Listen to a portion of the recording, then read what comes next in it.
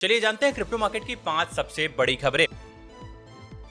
थेथर ने अपने financial reporting को लेकर एक बड़ा अपडेट दिया है। कंपनी के मुताबिक उसने अपना पहला फाइनेंशियल ऑडिट कंप्लीट कर लिया है और थेथर ने इसे अपनी हिस्ट्री का सबसे बड़ा माइलस्टोन बताया है। थेथर के रिजर्व्स को लेकर काफी टाइम से क्वेश्चंस उठ रहे थे और इस ऑडिट का मेन पर्पस कंपनी के फाइनेंशियल पोजीशन और रिजर्व्स को चेक करना था। थेथर का कहना है कि इससे उनकी फाइनेंशियल रिपोर्टिंग और ट्रांसपेरेंट और स्ट्रॉन्ग होगी। और वहीं यूएसडीटी दुनिया का सबसे वाइजली यूज होने वाला स्टेबल क्वाइन है और क्रिप्टो मार्केट में इसका बहुत बड़ा रोल होता है। इसीलिए थेथर के रिजर्व्स की ट्रांसपेरेंसी इन्वेस्टर्स और मार्केट के लिए इंपॉर्टेंट है।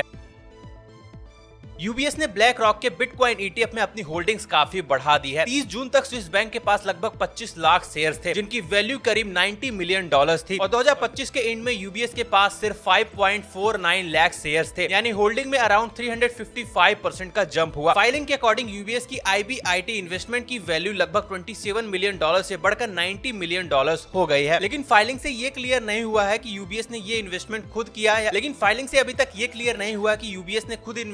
है, या फिर अपने क्लाइंट्स के अकाउंट को होल्ड किया है। आईबीआईटी ब्लैक रॉक का स्पॉट बिटकॉइन ईटीएफ है, जिसके थ्रू इन्वेस्टर्स अपने नॉर्मल ब्रोकरेज अकाउंट से बिटकॉइन में एक्सपोजर ले सकते हैं।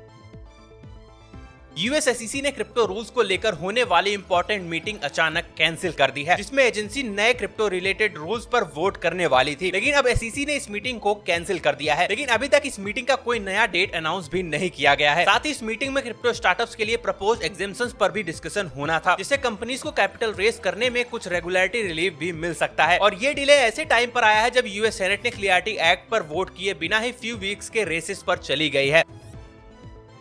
हार्डवेयर वॉलेट कंपनी तेजोर ने बताया है कि उसकी शिपिंग पार्टनर शिपमोंग के सिस्टम में एक डेटा ब्रीच हुआ है। इस ब्रीच में करीब 30,689 कस्टमर्स के डेटा एक्सपोज हुए हैं, जिसमें उनके नाम, ईमेल एड्रेस, फोन नंबर्स और शिपिंग एड्रेसेस शामिल थे। और तेजोर के अकॉर्डिंग 11,742 कस्टमर्स के फुल डेटा और 1,947 कस्टमर्स के पार्शियल डेटा एक्सपोज हुए हैं। साथ ही कंपनी ने अफेक्टेड यूजर्स को डायरेक्टली मेल करके इन्फॉर्म भी कर दिया है। कंपनी ने यह भी बताया कि उनके खुद के सिस्टम में कोई हैक नहीं हुआ है और यूजर्स के डिवाइसेस और वॉलेट्स काफी सेफ हैं। लेकिन लीक इंफॉर्मेशन का यूज करके स्कैमर्स फेक ईमेल्स और कॉल्स कर सकते हैं। लेकिन कंपनी ने अपने यूजर्स को इन्फॉर्म कर दिया है कि सस्पिशियस मैसेजेस को इग्नोर करें और अपने पर्सनल इंफॉर्मेशन शेयर करने से बचें, जैसे अपने वॉलेट का बैकअप या सीड फेज कभी भी किसी को ना दें।